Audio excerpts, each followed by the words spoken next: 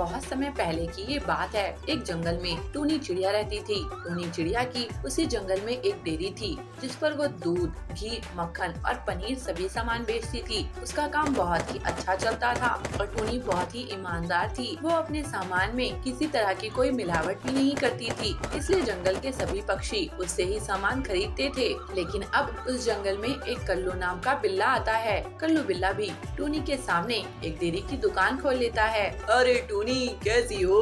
मैं तो अच्छी हूँ कल्लू बिल्ला, तुम बताओ। मैं तो बहुत ही बढ़िया हूँ। वैसे टूनी, तुम्हें बुरा तो नहीं लगा ना कि मैंने तुम्हारे सामने अपनी एक दुकान खोल ली? अरे नहीं नहीं कल्लू, मुझे खुद पर अपने सामान पर पूरा भरोसा है। अगर मैं अच्छा सामान दूंगी तो सब मेरे ही पास आएंगे। हाँ हाँ, देखते हैं। कल्लू बिल्ला अपने कस्टमर बनाने के लिए पहले दिन सभी को फ्री में सामान देता है। लूट लो, फ्री में बट रहा है दूध, घी, मक्खन, पनीर, लूट लो। क्या फ्री में? हाँ, लूट लो। तब तक आप बताओ कि 56 इंटू 2 कितने होते हैं? कल्लू बिल्ले के फ्री में सामान देने की वजह से सब उसी के पास जाते हैं और टूनी के पास कोई नहीं जाता। लेकिन कुछ पक्षी ऐसे भी थे जो अभी भी टूनी के पास ही आते हैं। पहले दिन तो कल्लू बिल्ला सभी को फ्री में सामान देता है, लेकिन उसके बाद वो कम पैसों में सामान बेचता है। लेकिन वो अपने सामान में मिलावट करता है, इसलिए जल्दी ही सभी पक्षी ये बात समझ जाते हैं और उसे सामान लेना बंद कर देते हैं। ओए कल्लू बिल्ले, ये पकड़ अपना पनीर। हमें पागल समझा है क्या? हम पैसे भी दे और सामान भी खराब ले?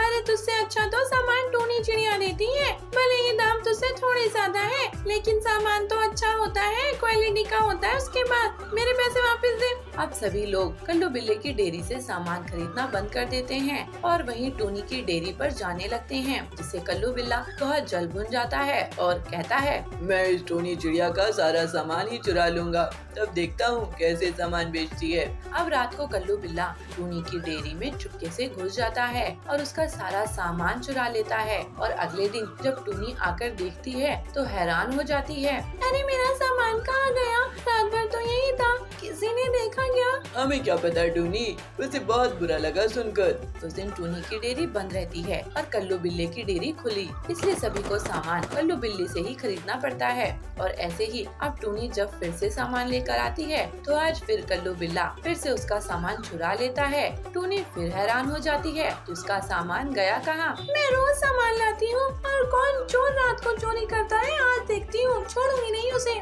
आज रात टूनी घर नहीं जाती और वहीं रुककर सब देखती है। तभी उसे कल्लू बिल्ला चोरी करते हुए नजर आता है। वो उसका पनीर, दूध और घी, मक्खन उठाकर अपनी दुकान में शिफ्ट कर रहा था। टूनी को देख ये बहुत गुस्सा आता है। वो एक डंडा उठाती है और उस कल्लू बिल्ले के सर पर मार देती है और वो कल्लू बिल्ला वहीं गिर जाता है। अगले दिन टूनी उसकी सच्चाई सभी को बताती है और सभी कल्लू बिल्ले को जेल में डलवा देते हैं। बहुत समय पहले की बात है। एक करमपुरा नाम के जंगल में टूनी और लूसी नाम की दो दोस्त रहा करती थी। वो दोनों बचपन की सहेली थी और दोनों ने शादी भी एक ही जंगल में रहने वाले दो दोस्त मिट्ठू और कालू कौवे से की थी। उन दोनों के दो बच्चे भी थे जो बहुत ही अच्छे और समझदार थे। वो अपने माँ बाप की हर आज्ञा का पालन करते थे। एक दिन, अरे कालू भाई, मैं अपने दोनों बच्चों का एडमिशन शहर के स्कूल में करवा रहा हूँ। यहाँ के स्कूल में इतनी अच्छी पढ़ाई नहीं होती है, इतनी शहर के इंग्लिश मीडियम में होती है। हाँ मीठू भाई, बात तो आपकी एकदम सही ही है। फिर भी मैं भी अपने बच्चों को यहाँ पढ़ा कर क्या करूँगा? मैं भी वहीं एडमिशन करा दूंगा जहाँ आपके बच्चे करवाएंगे। अगले दिन दोनों शहर के इंग्लिश मीडियम स्कूल में जाते हैं और अपने बच्चों का दाखिला उनके इंग्लिश मीडियम स्कूल में करवाते हैं और घर आकर टूनी को बताते हैं। और टूनी, बहुत बड़ी खुशखबरी है। क्या हुआ जी? बच्चों का एडमिशन हो गया? हाँ, हो गया है और अब कल से उन्हें स्कूल के लिए ले जाने के लिए स्कूल की गाड़ी भी आएगी और उन्हें घर पर छोड़कर भी जाएगी। अरे ये तो बहुत ही अच्छी बात है। तब तक आप बताइए कि 7 इंटू 9 कितने होते हैं? अगले दिन उनके बच्चों को लेने एक स्कूल वैन आती है और टूनी और लूसी अपने अपने बच्चों को उस वैन में बैठा देती हैं और कहती हैं, बच्चों आराम से जाना और ज्यादा मस्ती मत करना, ठीक है ना? और ये लो तुम्हारा लंच बॉक्स। मम्मी, हम मस्ती नहीं करेंगे, हम तो मजे करते हुए जाएंगे। स्कूल वैन वाला उन्हें लेकर चला जाता है, लेकिन वो स्कूल वैन वाला पक्षी नहीं था, बल्कि वो कल्लू बिल्ला था, जो बहुत ही खूंखार था और बच्चों को किडनैप करके उन्हें खाना उसका पेशा था। अरे वाह, आज तो कई सारे बच्चे हैं। कई दिनों की खुराक मिल गई मुझे तो। अब मैं आराम से बैठकर इन्हें खा सकता हूँ। कल्लू उन्हें अपने घर ले जाता है और उन्हें रस्सी से बांध देता है। वहीं ऐसे ही शाम हो जाती है और अभी तक जब बच्चे घर नहीं आते तो उनके माँ बाप परेशान हो जाते हैं। टूनी मिट्टू से कहती है, मेरे बच्चे अभी तक घर क्यों नहीं आए? मिट्टू जी, आप कुछ भी करिए, लेकिन मेरे बच्चे मुझे लाकर दीजिए। मैं स्कूल गया था टूनी, लेकिन वो कह रहे थे कि उनके यहाँ वैन चलती ही नहीं है। इसका मतलब टूनी, हमारे बच्चों को किसी ने किडनैप कर लिया है। तभी लूसी कहती है, कालू जी, मैं कुछ नहीं जानती, मुझे मेरे बच्चे चाहिए, आप कुछ भी कीजिए लेकिन उन्हें लेके आइए। तभी सोनू कबूतर वहाँ आता है और वो उन्हें बताता है कि उसने एक वैन को जाते हुए देखा था और उसमें एक बिल्ला भी था। सोनू उन्हें उसी जगह ले जाता है जहाँ कल्लू बिल्ला रहता था। यही वो घर है जहाँ वो कल्लू बिल्ला रहता है। आप अंदर जाइए, आपके बच्चे वहीं जरूर होंगे। वो सभी आप घर के अंदर घुस जाते हैं और कल्लू बिल्ला उसको पकड़ लेते हैं और सभी उसको पकड़कर एक रस्सी से कुर्सी से बांध देते हैं और डंडे से उसको खूब मारते हैं और उसको टक्कर देते हैं जब तक वो मर नहीं जाता। उसके बाद वो अपने बच्चों को आज़ाद करवाकर अपने घर ले आते हैं और कोई इंग्लिश मीडियम स्कूल में नहीं पढ़ाते, बल्कि अपने ही गांव के स्कूल में पढ़ाते हैं। एक समय की बात है, एक रामपुर नाम के जंगल में कल्लू बिल्ला रहता था, जो अक्सर जंगल के पक्षियों के अंडे और बच्चे खा जाया करता था। वो कल्लू बिल्ला बहुत ही मोटा और ताकतवर था। वो किसी के ऊपर एक झपट्टा मार दे तो उसका बच पाना बहुत मुश्किल होता था, इसलिए जंगल के सभी पक्षी उससे बहुत डरे डरे रहते थे। उसी जंगल में टूनी नाम की एक चिड़िया अपने पति सोनू कबूतर के साथ एक आम के पेड़ पर एक छोटा सा घोंसला बनाकर रहती थी। एक दिन टूनी को अचानक से पेट दर्द और उल्टी होने लगती है। अरे टूनी, तुम्हें क्या हुआ? पता नहीं जी, लेकिन तबीयत कुछ सी ठीक नहीं लग रही है और चक्कर भी आ रहे हैं। अच्छा, तो तुम आराम करो, मैं लूसी डॉक्टर को अभी बुला कर लाता हूँ, वही तुम्हें देखकर कुछ बताएंगी। सोनू उड़ता हुआ डॉक्टर लूसी के पास जाता है और उन्हें तुरंत टूनी के पास लेकर आता है। डॉक्टर लूसी टूनी की कुछ जांच करती है और फिर सोनू कबूतर से कहती है, सोनू, घबराने की कोई बात नहीं है, बल्कि ये तो खुशी की बात है। टूनी जल्दी ही माँ बनने वाली है और तुम एक पिता। क्या सच में डॉक्टर साहब? हाँ सोनू, मैं सच बोल रही हूँ। सोनू की खुशी का कोई ठिकाना नहीं रहता। तब तक आप ये बताइए कि 7 इंटू में 5 कितना होता है? सोनू और टूनी ये खुशखबरी जानने के बाद बहुत खुश थे। ऐसे ही समय बीतता जाता है और एक दिन टूनी एक अंडा देती है। ये अंडा कितना प्यारा है ना जी? हाँ टूनी, अब इसमें से हमारा एक प्यारा सा बच्चा निकलेगा जिसे हम बहुत प्यार करेंगे। टूनी, तुम देखना, मैं अपने बच्चे को हर खुशी दूंगा और उसे अच्छे से अच्छे स्कूल में पढ़ने भेजूंगा।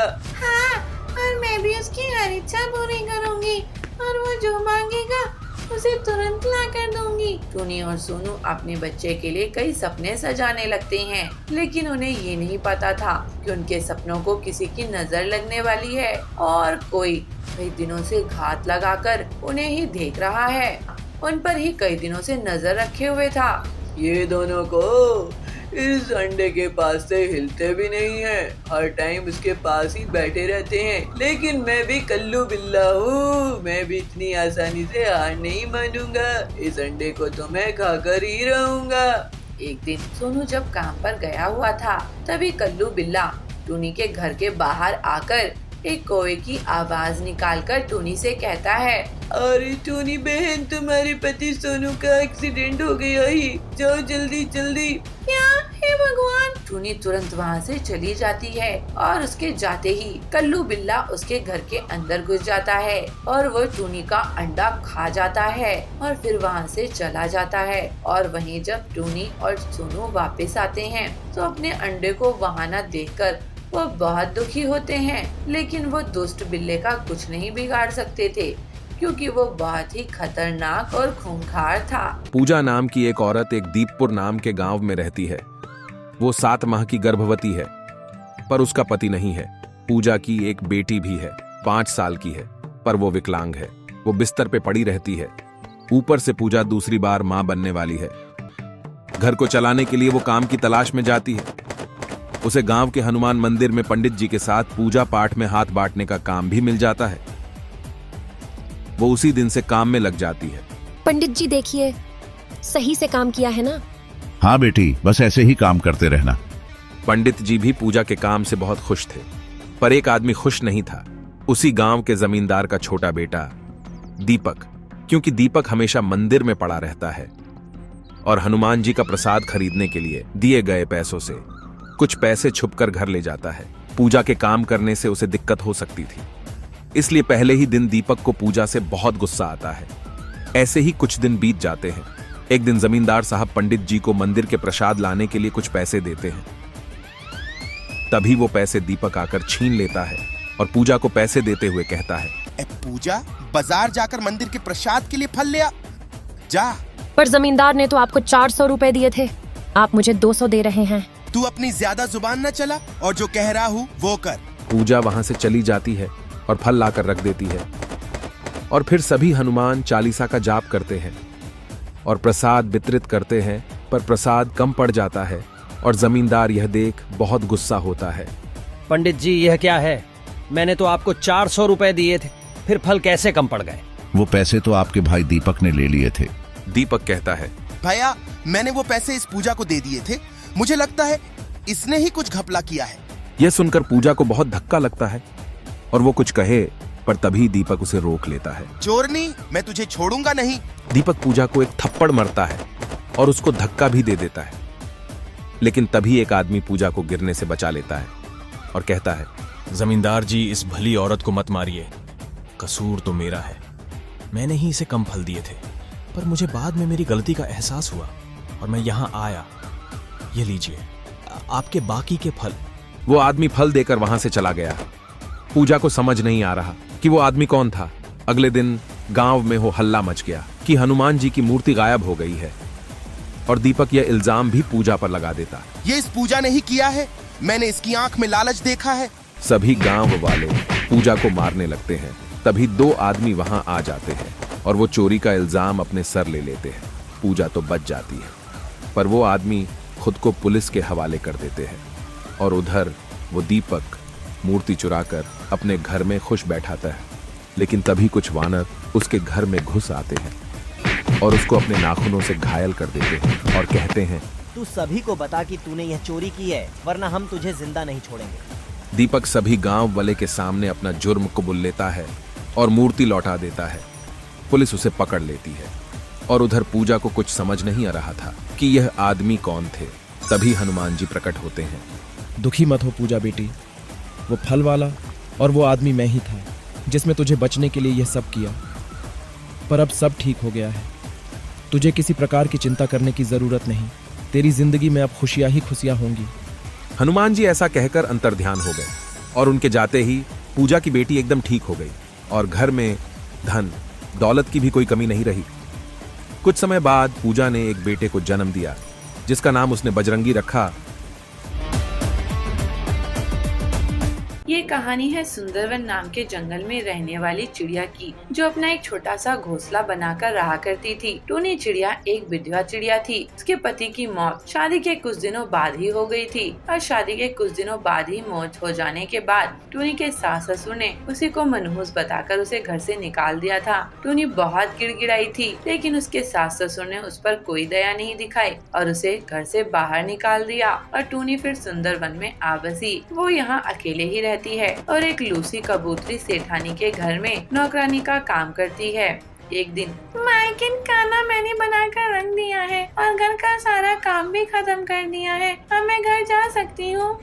हाँ हाँ, जाओ टूनी। वैसे टूनी, ये पकड़ो अपने पैसे, तुम्हारे इस महीने की तनख्वाह, और थोड़ा ध्यान से जाना, रात बहुत हो गई है और मैंने सुना है कि हमारे जंगल में एक खूंखार बिल्ला आ गया है जिसका नाम कल्लू बिल्ला है। वो पहले एक बहुत ही बड़ा खूनी था और अभी जेल से ही सजा काट कर आ रहा है। वो पक्षियों को देखकर उन्हें मारकर खा जाता है। वो ना बच्चों पे रहम खाता है ना बड़ों पे। ठीक है मालकिन, मैं ध्यान से ही जाऊंगी। टूनी अपनी तनख्वाह लेकर अपने घर आ ही रही होती है कि तभी उसे एक जगह 2 बच्चे रोते हुए दिखाई देती हैं। टूनी उनके पास जाती है। तब तक आप ये बताओ कि 99 माइनस 55 कितने होते हैं? क्या हुआ बच्चों, तुम रो क्यों रही हो और इतनी रात को बाहर क्या कर रही हो? आंटी, हमारी माँ की मौत हो चुकी है और हमारे शराबी बाप ने हमें घर से निकाल दिया है। अब हमें समझ नहीं आ रहा है कि हम कहाँ जाएं। अरे बच्चों रो नहीं, तुम चलो मेरे साथ। टूनी उन दोनों बच्चों को अपने साथ ले आती है